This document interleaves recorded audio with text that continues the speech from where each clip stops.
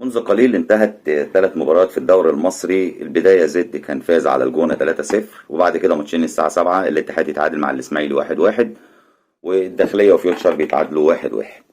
أنا النهاردة عايز أتكلم في نقطتين كده مهمين، وحاجة تخص الجو العام بعيدا بقى عن كورة وبعيدا عن أي حاجة. احنا بنتكلم على وسط رياضي بيأثر في جيل طالع. امبارح في ماتش الزمالك ودريمز الغاني كان في واقعتين طبعا كل الناس اتكلمت عليهم وكانوا حديث السوشيال ميديا. واقعة زيزو وهو بيقول للراجل، معرفش ده بيشتغل في الزمالك ولا صحفي ولا ايه، بيقول له خلي الجماهير تزوم على الحكم، مش يبقى الموضوع تشجيع بس، خليهم يزوموا وهيغلط والله هيغلط. دي نقطة. تاني نقطة برضو أشبال نادي الزمالك المباراة التانية على التوالي استفزازات لحارس المرمى وخروج وهز الشبكة من باب فك النحس أو فك السحر يعني. خلينا في أول نقطة، هنبدأ من تاني نقطة اللي هي بتاعت اللي دايما بطلها واحد اسمه ميلا، يعني يمكن اسمه اتشهر الفترة الأخيرة دي من التمجيد اللي مجدوا فيه الزملكاوية بعد حادثة إخفاء الكور في مباراة الأهلي. والحقيقة ده موضوع في حد ذاته موضوع مهين، موضوع عيب، موضوع عار إن هو يحصل في تاريخ نادي، إن يتقال إن جه عليه ماتش كان كاسب في الوقت الضايع لما الكور كلها وخبوها، فالمفروض حاجة إنك تخجل منها. الغريب ان جماهير الزمالك تاني ماتش قعدت تحيي في ميلا ده، وبدأنا نعرف اسمه يتداول من كتر المدح فيه وكأن الراجل بقى بطل. فكرة الجمهور بيمدح فيه دي انا متفهمها كويس، لان انا دايما كنت بقول ان مفيش حد زملكاوي هو بيكره الاهلي ولو عنده وقت ممكن يشجع الزمالك. هدفه الاساسي هو كره النادي الاهلي او النادي الاهلي يقع، مش هدف الزمالك. وقلت الكلام ده واديت مثال لما قلت حتى مدحت العدل لما اتسأل ايه اكتر فرحه فرحتها في حياتك في ماتشات كره القدم، الراجل رد وقال لما النجم الساحلي جاب في الاهلي الجون الثالث في بطوله 2007 وبطوله افريقيا راحت من النادي الاهلي. ما فكرش يذكر فرحه واحده عملها له النادي الزمالك. في حين اسال اي اهلاوي هتلاقيه محتار يختار جون ابو تريكه في الصفاقس، ولا جون عماد متعب في سيو سبورت، ولا جون الاهداف بقى، ولا جون مجدي قفشه في الزمالك. هتلاقي حاجات كتير قوي يتكلموا عليها. جون بركات في الزمالك. مفيش حد هيجي في باله ابدا يذكر اكتر فرحه فرحتها هي تمثل حزن النادي الزمالك، لكن هتلاقيها في الجانب الاخر. ليه؟ لان هو هدفه الاساسي، وقلت قبل كده مش اي نفس بشريه بتتحمل التفوق الدائم، وان المسافه بينه وبينك كبيره جدا فهو مش قادر يعوضها. فبيعوضها بايه؟ ان هو بدل ما هو مش قادر يطلع لك فبيحاول يوقعك عشان انت اللي تنزل له. ففكره الجماهير فرحانه بميلا ده اللي هو عمله ده لان الموضوع كان مرتبط بالنادي الاهلي. زي فكره بالظبط ان يتقال على باسم مرسي الحراق لانه بيطلع غيظ جمهور النادي الاهلي، اللي اتقال على شيكابالا الاسطوره والجامد والتمديح فيه كتير، هو ليس لشخصه.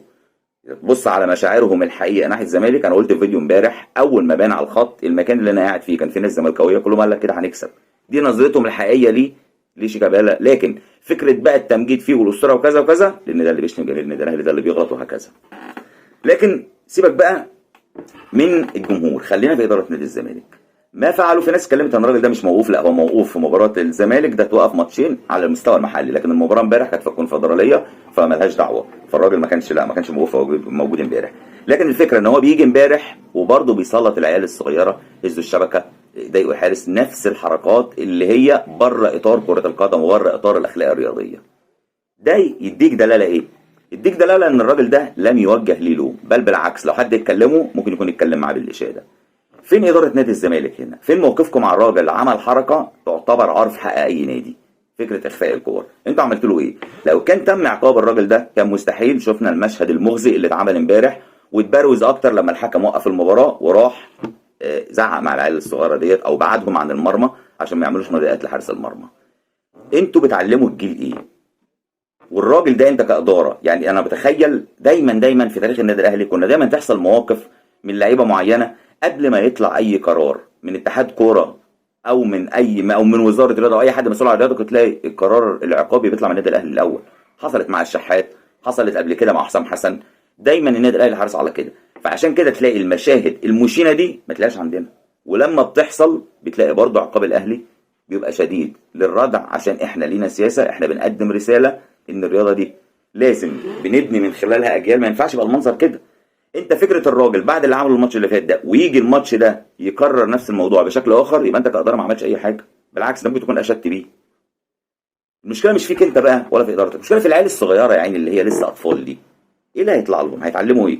هيتعلموا ان انت مش لازم تجتهد، مش لازم تعمل عليه، مش لازم تشتغل، لان الموضوع بيجي بالسحر والشعوذه. ان اي فشل هتتعرض ليه مش نتيجه تقصير ليك فتحاول تجتهد عشان تعالج سلبياتك وتوصل لمرحله افضل، لا ما تتعبش نفسك عشان تعمل كل ده. روح ارمي على طول اسباب فشلك على السحر والشعوذه والكلام الفاضي اللي بيتعلموه للاطفال. فانتوا عايزين تطلعوا جيل عامل ازاي؟ امتوا هتمشوا بشكل مستقر؟ امتى هنبطل الحركات دي بقى؟ يعني واستغرب من دايما المقارنه. انت بتقارن ايه بايه؟ افعال غريبه، مفيش حد بيحاسب، مفيش حد بيتكلم، مفيش حد همه اسم النادي حتى. يعني بصرف النظر عن المباراه، انت كراجل مسؤول في نادي الزمالك مش همك اسم النادي لما يبقى متداول على كل الالسنه؟ النادي اللي خبى الكور في اخر دقايق، النادي اللي لعبته تقعد تهز شبك عشان ما يكونش معمول لها سحر. انت كل ده مش ترويج سيء لاسمك؟ انت بقى كراجل مسؤول عن النادي ده مش فارق معاك اسم النادي؟ دايما كلكم كده قضي زي هي فكره. لذلك ده تفوق الاهلي، ان الاهلي عنده حاجه اسمها الاهلي فوق الجميع. لكن انت لا، ممكن تاخد ايجار بوتيكات لمده 10 سنين وتبزعهم وتصرفهم واللي جاي بعد كده يولع. لعيب ليه فلوس ما تدولوش فلوسه وعارف ان هو هيروح يشتكي ليه، يا عم انا هكون موجود الاداره اللي بعد كده تيجي تلبس. ما عندكش حرص على اسم ناديك. حب النادي عندكم شعارات كده بس، اهم حاجه عندكم هو التكسير في النادي الاهلي. دي اول واقع. تاني واقع بتاع زيزو بقى، وهو طالع وبيقول للراجل زي ما قلنا في البدايه، لا خلوهم يبقى الجماهير تزوم على الحكم، مش يبقى القصه تشجيع بس، لا خلوهم يزوموا، هيغلط. اولا فكره ان هي تيجي من لاعب موضوع انا مش قابله اصلا. يعني انت لاعب كل هدفك في المباراه تركيزك في الماتش، بتبقى بتتمنى ان صوت الجمهور يبقى معاك بيأزرك دايما بيشجعك. الجمهور يزوم على حكم بتيجي يعني بطلب من لاعب، دي غريبه ما شفتهاش قبل كده. دي حاجه. تاني حاجه، والناس اللي في بعض الناس شايفه ان هو موضوع امر طبيعي، يعني ان هو بيطالب جمهوره انه يزوموا على الحكم لان ده هيجي لمصلحه الفرقه في الاخر. طيب اولا قبل اي شيء، هل الحكم امبارح كان سيء بدرجه او ظلمك بحيث ان انت محتاج تزوم عليه عشان بعد كده يبقى في ردع ليه ان الجماهير غضبانه من عليه فيحاول بعد كده ما يظلمكش تاني؟ ما شفناش اي ظلم. كل اللي شفناه ان سيف الجزيري اول ما لعب قرب منه كالعاده غطس وقع نفسه، ما خلتش على الحكم زي ما بتخلع على الحكام المصريين، وما اتحسبتش ضربه الجزاء. فطالما ان هي ما اتحسبتش، هي دي الحاجه الوحيده اللي فيها جدل. بقيه الماتش مفيش اي اخطاء تحكيميه. فلما تطلع عايز نشتين وتقول له زوم وهيغلط، المقصود هي اللقطه دي، ان احنا ما كانش لينا حق في لعبه، لكن احنا عايزين نزوم على الحكم عشان يدينا اللي مش حقنا. لو كان الحكم ظلم الزمالك كنت اقدر اتفهم، ممكن اقول ساعتها زوم بيتكلم ده الحكم ده ظالمنا، لما نزوم عليه هنخليه خلي باله. لكن الحكم ماشي كويس جدا. ايه فكره بقى زوموا عليه؟ ده بيدعم فكره ان انت لا غلطاس يا زيزو، وهو اكل عيشك انت وجزيره معروفين. دايما اول تفكير ليكوا هو ان انا الماتش اول ما يتعرب لا عايز ضربه جزاء، وتعمل بلبله بقى في الدنيا، وممكن الماتش يبوظ بسبب ادعاءاتكم. دي نقطه. ثاني نقطه، الكلمه واضحه جدا، الراجل بيقول خليهم يزوموا عليه هيغلط. معنى ايه ان هو هيغلط؟ ان انت بان انتصارك على غلط حكم، ان انت بتتمنى الحكم يغلط عشان يدي لك حق مش حقك تنتصر بيه. فالفكره هنا انا مش قابلها اصلا كمبدا ان لاعب يتكلم فيه. غير كده ان انا افوز بالشكل زي ده. جمهور الكوره دايما بيبقى ناس حاسه بالفرقه، بيبقى ليها يعني تحس ان هم جزء، دايما يقول لك واحد من الفرقه.